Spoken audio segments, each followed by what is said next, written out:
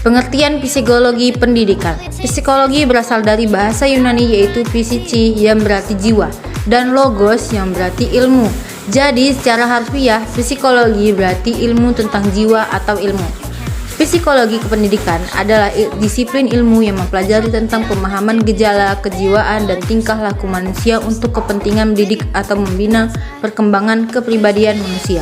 Jadi, segala gejala-gejala yang berhubungan dengan proses pendidikan dipelajari secara mendalam pada psikologi pendidikan. Hubungan psikologi dan ilmu pendidikan. Psikologi dan ilmu pendidikan tidak dapat dipisahkan satu dengan yang lainnya, karena antara psikologi dengan ilmu pendidikan mempunyai hubungan timbal balik. Ilmu pendidikan sebagai suatu disiplin bertujuan memberikan bimbingan hidup manusia sejak ia lahir sampai mati. Psikologis dalam pengembangan kurikulum sepenuhnya memperhatikan keunikan yang dimiliki oleh setiap individu, baik ditinjau dari segi tingkat kecerdasan, kemampuan, sikap, motivasi, perasaan, serta karakteristik individu lainnya. Ciri-ciri belajar. A. Perubahan yang terjadi secara sadar. B. Perubahan dalam belajar bersifat fungsional. C. Perubahan dalam belajar bersifat positif dan aktif. D. Perubahan dalam belajar bukan bersifat sementara. E. Perubahan dalam belajar bertujuan dan terarah. F. Perubahan mencakup seluruh aspek tingkah laku. Teori-teori belajar. Yang pertama, teori belajar behavioristik.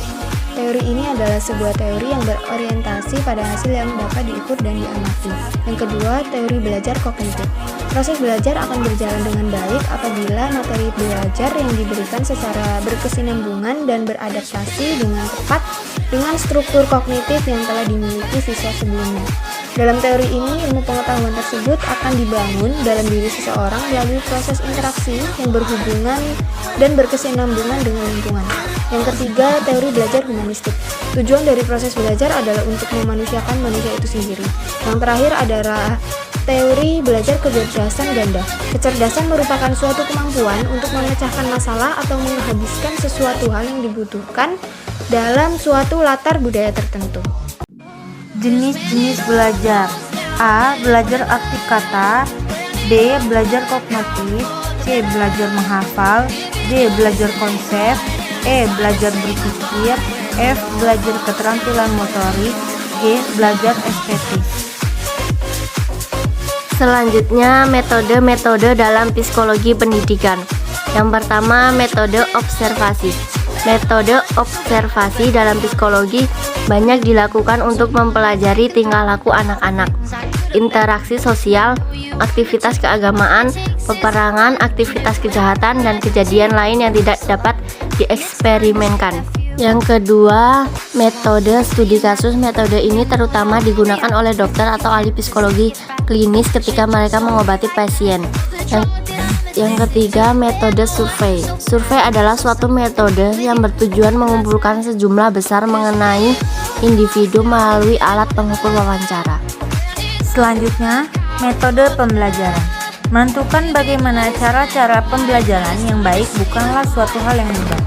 Banyak penelitian yang telah digunakan oleh para ahli psikologi untuk menentukan cara-cara pembelajaran yang baik. Metode dan teknik pembelajaran adalah cara yang di dalam fungsinya merupakan alat untuk mencapai tujuan pembelajaran tersebut. Operasionalisasi dari satu atau lebih metode-metode pembelajaran direalisasikan dalam kegiatan pembelajaran berdasarkan strategi pembelajaran yang telah ditetapkan.